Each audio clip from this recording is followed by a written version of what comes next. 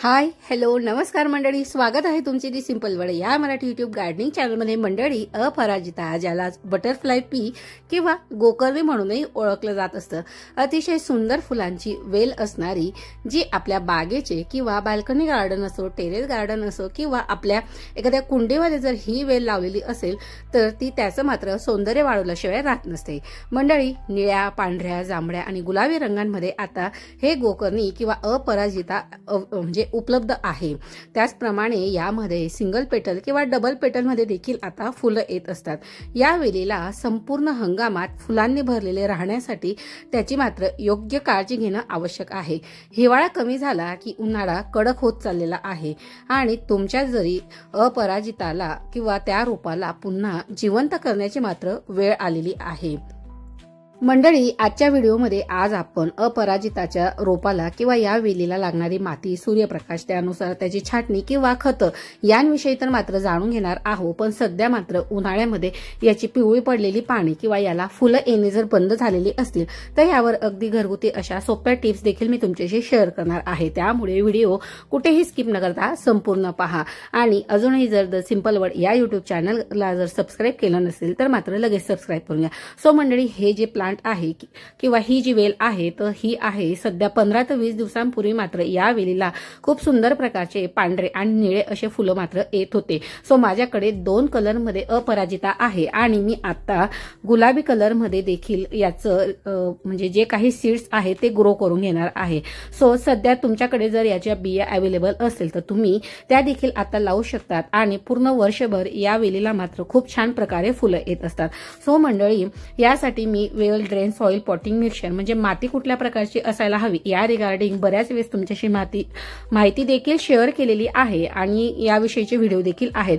So या ठिकाणी pink अपराजिता ह्या सीड्स मी माझ्या एका फ्रेंड्स कडनं मागविलेल्या होत्या आणि त्या मला रिसीव देखील झालेल्या होत्या। सो आता त्यांना मात्र जे काही आपल्याला सीडिंग करायचं होतं, सो या ठिकाणी व्यवस्थित प्रकारे मी जे भरपूर ड्रेनेज होल असलेलं छोटंसं कंटेनर होतं त्यामध्ये me well soil potting mixture घेऊन घेतलेलं होतं। त्यानंतर भरपूर असं पाणी टाकून घेतलेलं होतं आणि त्यानंतर मात्र त्यामध्ये ज्या बिया होत्या त्या टाकून घेतलेल्या होत्या आणि पुन्हा त्यावर एक लेअर कोकोपीटची टाकून घेतलेली होती।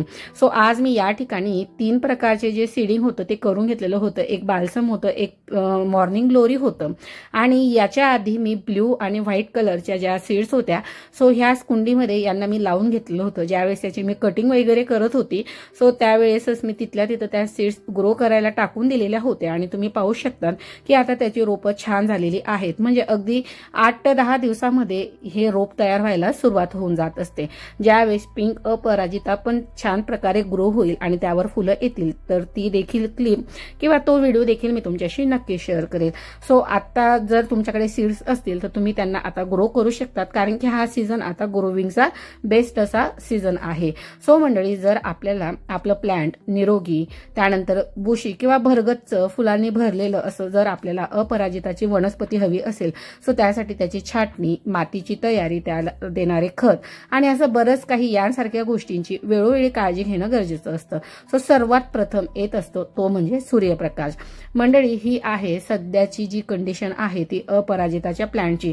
तुम्ही पाहू शकतात की भरपूर असे वाढलेले जे काही पानं आहेत ते कुंडीत पडलेले आहेत।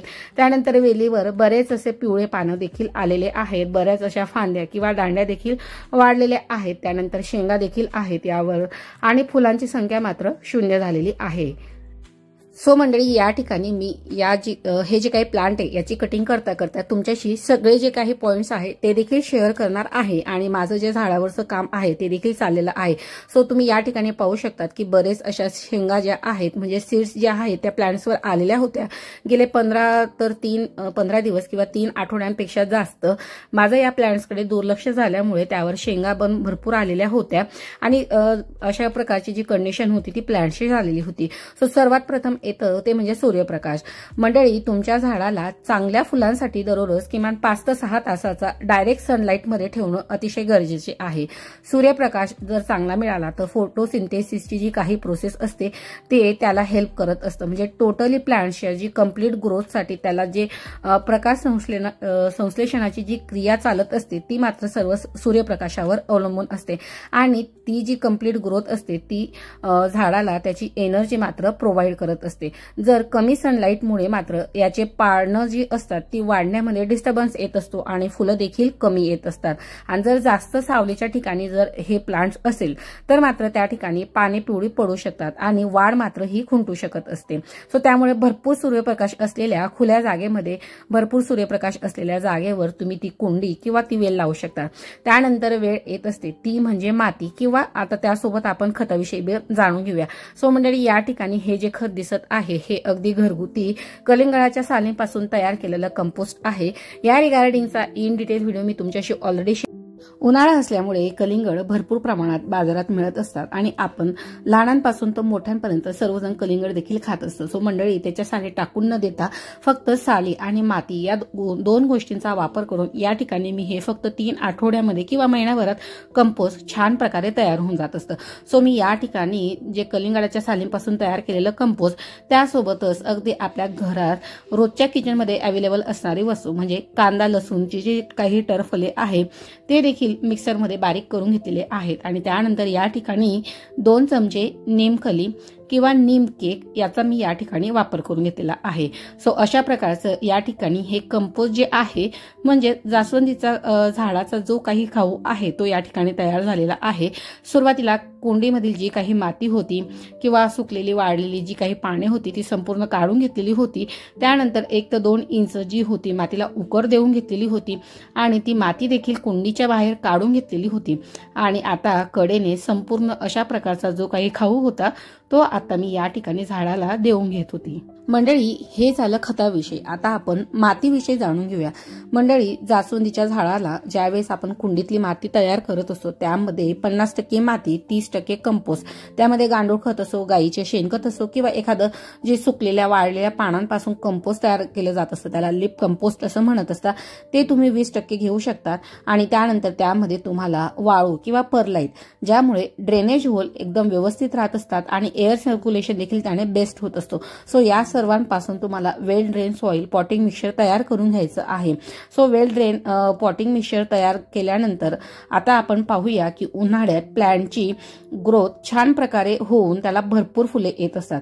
हिवाळ्यात मात्र या हे जे काही प्लांट आहे ना हे डॉर्मन्सी पिरियडमध्ये चाललं जात असतं। मंडळी, आता आपण जे काही होतं ते सॉलिड फॉर्म मधलं फर्टिलायझर झाडाला देऊन घेतलेलं होतं। त्यानंतर आता आपण या ठिकाणी लिक्विड फॉर्म मधलं फर्टिलायझर देणार आहे। सो मी सॉलिड फॉर्म मध्ये देखील ज्या काही कलिंगडाच्या साली होत्या त्याचा वापर केलेला होता आणि लिक्विड फॉर्म मध्ये जर तुमच्याकडे वेळ नसेल कंपोस्ट तयार करण्यासाठी सो तुम्ही अशा प्रकारचं लिक्विड कंपोस्ट देखील तयार करू शकता। सो या रिगार्डिंगचा देखील इन डिटेल जो व्हिडिओ आहे मी त्या सालींपासून कंपोस्ट तयार करण्यामध्ये कशा प्रकारे हे लिक्विड कंपोस्ट तयार केलेलं होतं त्या ठिकाणी मी डिटेल सांगितलेलं आहे। तर साली तुम्ही 2 ते 3 दिवस पाण्यात भिजत घालू शकतात आणि त्यामध्ये तुम्हाला थोडा गुळ आणि शेणखत देखील घालून घ्यायचं आहे। त्यानंतर हे सालींचं पाणी आपल्याला गाळून घ्यायचं आहे। 1 ग्लास जर सालींचं पाणी असेल तर त्यामध्ये तुम्हाला 2 ग्लास प्लेन वॉटर मिक्स करून घ्यायचं आहे आणि अशा प्रकारचं लिक्विड फर्टिलायझर हे आपल्याला आता झाडांना देऊन घ्यायचं आहे। सो आज आपण लिक्विड आणि सॉलिड अशा दोन्ही फॉर्म मधला जो काही खाऊ होता मंडळी, उन्हाळ्यामध्ये अपराजिता प्लांटची जी ग्रोथ आहे ती अतिशय छान प्रकारे होऊन त्याला भरपूर अशी फुलं देखील येत असतात। पण मात्र हिवाळ्यामध्ये हे जे प्लांट आहे हे डॉर्मन्सी पिरियडमध्ये जात असतं। त्यानंतर पावसाळ्यामध्ये ह्या प्लांट्सला पावसाळा हा भरपूर आवडत असतो पण पावसाच्या पाण्यामुळे या प्लांटची जी काही मुळं आहेत ते कुजण्याचे चान्सेस वाढत असतात। त्याचप्रमाणे जर पावसाळ्यात याची मुळं कुजण्याची टाळायची असेल तर पाण्याचा चांगला निचरा होणे मात्र त्यासाठी आवश्यक आहे। मंडळी, त्यानंतर हे झालं खत झालं, त्यानंतर माती झाली, त्यानुसार सीझननुसार प्लांट हे कुठल्या सीझनला चांगलं असतं ते देखील पाहिलं. आता थोडं छाटणीविषयी जाणून घेऊया. मंडळी, छाटणी कशी आणि कधी करावी? हिवाळ्याच्या शेवटी किंवा वसंत ऋतूच्या सुरुवातीला नवीन वाढ सुरू होण्यापूर्वी वेळोवेळी कमकुवत, कोरड्या आणि रोगट ज्या काही फांद्या असतात त्या आपण कापून घ्यायला हव्या.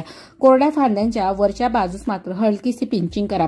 छाटणी केल्यानंतर नवीन वाढीसाठी त्याला कंपोस्ट किंवा खत मात्र नक्की वापरा, कारण की आज देखील मी झाडाची छाटणी या ठिकाणी केलेली होती. आणि त्यानंतर मंडळी, केळीचे साल असो किंवा कांद्याची जी काही साल असते, या सालीमध्ये पोटॅशियम हे डायरेक्ट प्रमाणामध्ये झाडांना मिळत असते आणि त्यामुळे फुलांना देखील प्रोत्साहन मिळत असते, ज्यामुळे झाडाला अधिक फुले मिळण्यास देखील मदत होत असते. त्यामुळे मी घरगुती खतांमध्ये सर्वात प्रथम म्हणजे आपलं जे काही केळीचे साल आहेत, उन्हाळा आहे त्यामुळे केळीच्या साले टाकून न देता त्यांना छान प्रकारे वाळवून घ्या आणि त्यांपासून अशा प्रकारची वेगवेगळी सालींपासून जी खतं आहेत ती मात्र आता मे महिन्यापर्यंत मात्र करायला अजिबात विसरू नका. मंडळी, योग्य काळजी घेतल्यास हिरवळीने भरलेलं झुडूप असलेलं हे जे काही अपराजिताचं प्लांट आहे ते वाढवणं अतिशय सोपं आहे. भरपूर सूर्यप्रकाश, चांगला निचरा होणारी माती, नियमित पाणी आणि वेळेवर छाटणी आणि कंपोस्ट ह्या सर्व गोष्टी रोपाला निरोगी आणि भरभराटी ठेवण्यासाठी प्रभावी करत असतात. सो माझी सुद्धा डाऊन झालेलं जे काही अपराजिताचं प्लांट आहे ते लवकरच अशा प्रकारचं छान फुलांनी लवकरच बहरणार आहे. आणि त्यासोबतच ज्या काही नवीन मी सीड्स आता लावून घेतलेल्या होत्या, गुलाबी कलर मधलं जे प्लांट होतं त्याच्या त्या सीड्स लावलेल्या होत्या, तर आता या 2 कलरमध्ये मात्र गुलाबी देखील तुम्हाला नेक्स्ट टाइम नक्की पाहण्यास मिळेल. सो मंडळी, आजचा हा व्हिडिओ तुम्हाला कसा वाटला मला कमेंट सेक्शनमध्ये लिहायला अजिबात विसरू नका. व्हिडिओतील माहिती तुम्हाला थोडी जरी हेल्पफुल ठरली असेल तर मात्र व्हिडिओला लाईक करायला मात्र अजिबात कंजूसी करू नका. आणि हो मंडळी, तुमच्याकडे देखील जर अपराजिताचं प्लांट असेल आणि त्यावर या व्यतिरिक्त तुम्ही कुठल्या गोष्टी फॉलो करत असतील किंवा तुमच्याकडे जर छान छान अशा टिप्स असतील तर नक्कीच मात्र शेअर करायला कमेंटमध्ये अजिबात विसरू नका. नेक्स्ट व्हिडिओमध्ये तुमच्या नावासह तुमची टिप नक्की शेअर करेल. मंडळी, प्लीज तुमचं देखील थोडंसं मला मदत हवी आहे. सो नक्की तुमच्याकडे असलेल्या आगळ्या वेगळ्या टिप्स मात्र नक्की शेअर करा, जेणेकरून आपल्या इतर जे काही गार्डन प्रेमी आहेत त्यांना त्याची नक्कीच मदत होणार आहे. चला तर मग मंडळी, भेटूया पुन्हा एका नवीन आणि माहितीपूर्वक व्हिडिओमध्ये. आजची दिलेली माहिती आशा करते की तुम्हाला थोडी तरी हेल्पफुल ठरली असेल. सो तुम्ही व्हिडिओला एक लाईक करायला मात्र अजिबात कंजूसी करणार नाही. आणि अजूनही जर तुम्ही दी सिंपल वर्ड या मराठी यूट्यूब गार्डनिंग चॅनलला सबस्क्राईब केलं नसेल तर मात्र वाट कसली पाहताय, लगेच सबस्क्राईब बटन प्रेस करून त्यासमोरील बेल आयकॉन प्रेस करून ऑलचा ऑप्शन सिलेक्ट करा, जेणेकरून पुढचा येणारा गार्डनिंगचा व्हिडिओ तुम्ही माझा मिस करणार नाही. कारण की असेच नवनवीन आणि माहितीपूर्वक गार्डनिंगची व्हिडिओ मी तुमच्यासाठी घेऊन येत असते. तोपर्यंत मात्र तुमची आणि झाडांची मात्र नक्कीच काळजी घ्या. भेटूया पुन्हा एका नवीन व्हिडिओमध्ये. तोपर्यंत मात्र बाय. Happy gardening.